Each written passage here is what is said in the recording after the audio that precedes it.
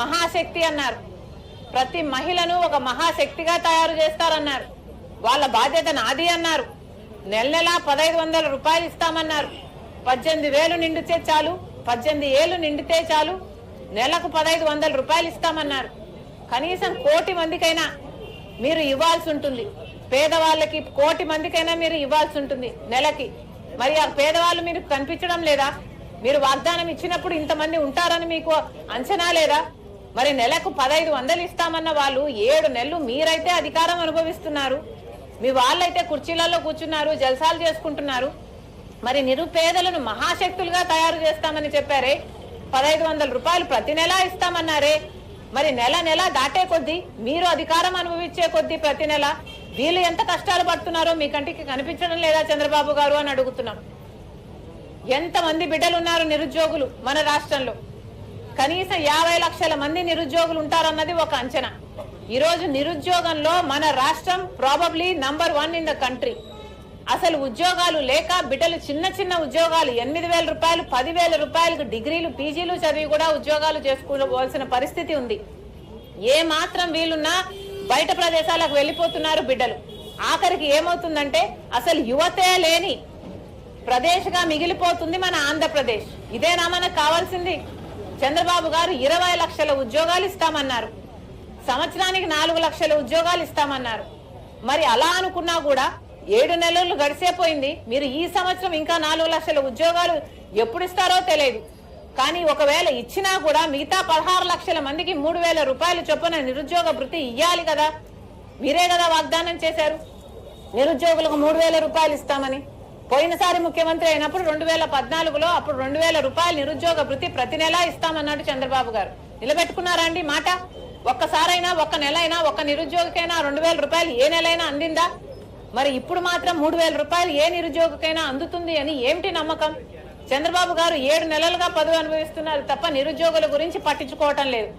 అసలు నిరుద్యోగ సమస్య మన రాష్ట్రంలో ఎంత భయంకరంగా ఉంది అంటే కనీసం గవర్నమెంట్ ఉద్యోగానికి కూడా దిక్కు లేకుండా చేస్తున్నారు చంద్రబాబు గారు. కనీసం 2 లక్షల ఉద్యోగాలు గవర్నమెంట్ ఉద్యోగాలే భర్తీ చేయాల్సి ఉంది. మరి ప్రభుత్వం ఆ మేరకైనా ఎందుకు చేయటం లేదు అని అడుగుతున్నాం. 2 లక్షల ఉద్యోగాలను భర్తీ చేయాలి. మరి చంద్రబాబు గారేమో ప్రతి సంవత్సరము జాబ్ క్యాలెండర్ ఇస్తామన్నారు. గత ప్రభుత్వం వైసీపీ ప్రభుత్వం ఒక్క సంవత్సరం కూడా జాబ్ క్యాలెండర్ ఇవ్వలేదు. మేము అధికారం లేకొస్తే జనవరి 1వ తేదీనే జాబ్ క్యాలెండర్ ఇస్తామన్నారు. అయిపోయిందా చంద్రబాబు గారు 1వ తేదీ? ఈరోజు ఎన్నో తేదండి? చంద్రబాబు గారు సమాధానం చెప్పాలి, ఆలోచన చేసుకోవాలి. ప్రతి జనవరి 1వ తేదీన జాబ్ క్యాలెండర్ ఇస్తామన్న చంద్రబాబు గారు 2 లక్షల ఉద్యోగాలు ఖాళీగా ఉంటే మరి జాబ్ క్యాలెండర్ ఎందుకు విడుదల చేయటం లేదు?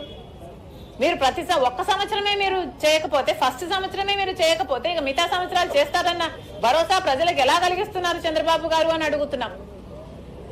డిఎస్సి ఉద్యోగస్తులు ఒక అబ్బాయి ఇక్కడే ఉన్నాడు. డిఎస్సి చంద్రబాబు గారు మొదటి సంతకంగా 16,000 డిఎస్సి ఉద్యోగాలకు నోటిఫికేషన్లు ఇస్తామని సంతకం పెట్టారు. మరి ఏమైంది? 16,000 ఉద్యోగాలు భర్తీ చేయాల్సి ఉంటే ఒక్కరికైనా డిఎస్సి ఉద్యోగం ఇంతవరకు వచ్చిందా? 7 నెలలు కలిసిపోయింది. డిఎస్సి కోసం ఎదురు చూస్తున్న వాళ్ళు ఎదురు చూస్తూనే ఉన్నారు. ఆ ప్రక్రియ సాగుతూనే ఉంది.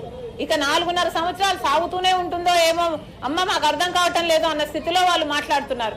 మరి చంద్రబాబు గారు ఆలోచన చేయాలి. మీ మొదట పెట్టిన సంతకానికే ఇంతవరకు దిక్కు లేదు అంటే ఇక ఏ సంతకానికైనా మీ ఏ మాటకైనా ఏ విలువ ఉంటుందో చంద్రబాబు గారు ఆలోచన చేసుకోవాలి. ప్రజలకు ఏం సమాధానం చెప్తారు చంద్రబాబు గారు? జాబ్ క్యాలెండర్ లేదు, డిఎస్సి నోటిఫికేషన్ కు దిక్కు లేదు. గ్రూప్ 1 బిడ్డలైతే 1:100 రేషియోలో మెయిన్స్ కు పిలిపించాలని ఇంతవరకు ఎదురు చూస్తూనే ఉన్నారు. ఒక్కసారైనా మీరు పట్టించుకున్నారా? వాళ్ళ తిక్కు చూసారా? చంద్రబాబు గారు సమాధానం చెప్పాలి. వాలంటీర్లు అన్నారు. వాలంటీర్లకు చంద్రబాబు గారు ఇచ్చిన మాట, జగన్మోహన్ రెడ్డి గారు 5,000 ఇస్తున్నారు, మేము 10,000 ఇస్తామన్నారు. ఇప్పుడేమో అసలు వాలంటీర్లను అసలు ఎంతమంది ఉన్నారు, ఉన్న వాళ్ళకైనా ఇద్దాము అన్న ధ్యాస లేదు. ఉన్నారా ఇంకా అన్నట్లుగా మాట్లాడుతున్నారు. అంటే ఎంత లెక్క లేకుండా మాట్లాడుతున్నారు. మీరిచ్చిన మాటకు మీరే విలువ ఇవ్వటం లేదు. ఇక ప్రజలు మీకు ఏం విలువ ఇవ్వాలి? చంద్రబాబు గారు సమాధానం చెప్పాలా.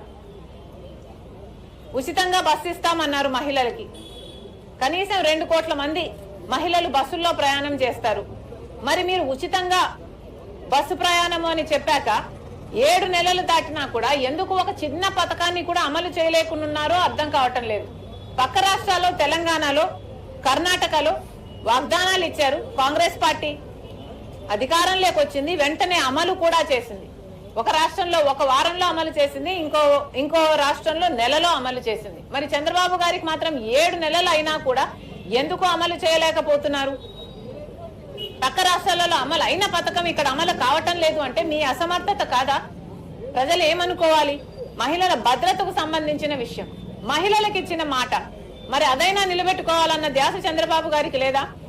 నెలకు మహా అయితే 350 కోట్ల రూపాయలు ఖర్చు అయ్యే అతి తక్కువ సూపర్ 6 లో అతి తక్కువ ఖర్చు అయ్యే పథకం మహిళలకు ఉచిత బస్సు. మరి ఇంతవరకు చంద్రబాబు గారు ఎందుకు చేయటం లేదో చంద్రబాబు గారు సమాధానం చెప్పాలి. మహిళలకు ఏం సమాధానం చెప్తారు? ఉచితంగానే గ్యాస్ సిలిండర్లు అన్నారు, 3 గ్యాస్ సిలిండర్లు అన్నారు, ఇంతవరకు అమలు కాలేదు.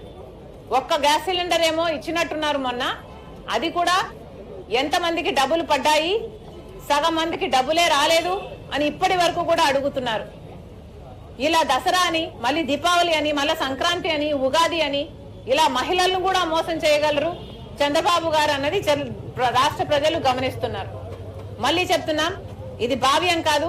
చంద్రబాబు గారు మీరు ఇచ్చిన వాగ్దానాలు